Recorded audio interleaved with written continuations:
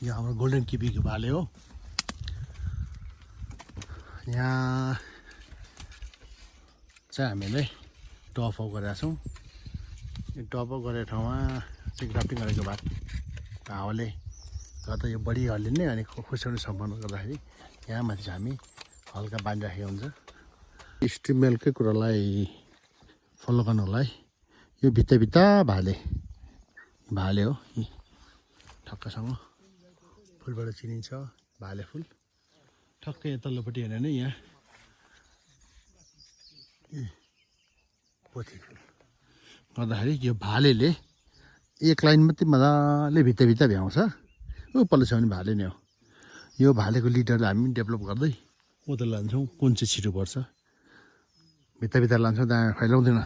यहाँ चाहिँ टन्नै फल फलाउने यो कन्सेप्टमा हामीले पुरै ठुलो बदला चाहिँ ल्याएर यो रुखमा चढेको थियो ल्याएर राखिएको।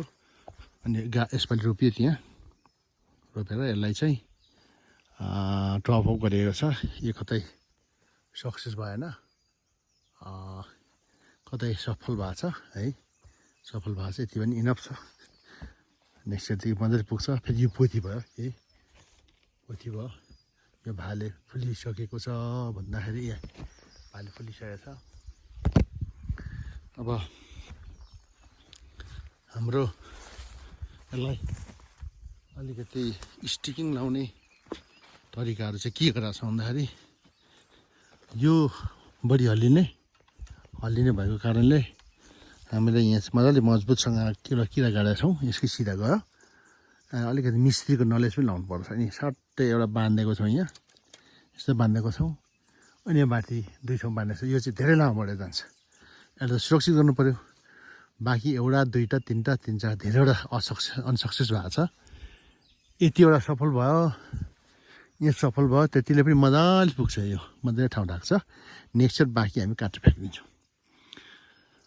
अब यहाँ हामीले अघि यहाँ के चाहिँ भनिएको थियो भन्दाखेरि ग्रिन किबीको चाहिँ सुरुमा खेती गरियो। रेड किबीलाई गरिएन। ग्रिन किबी यहाँ एकदम च्यालेन्ज भयो। राम्रो मार्केट हुने राम्रो टिकाउने हामीले हेवाट किबीलाई यहाँ रोपन गर्ने प्लानले गर्दाखेरि अथवा पहिला हामीलाई थाहा भएन।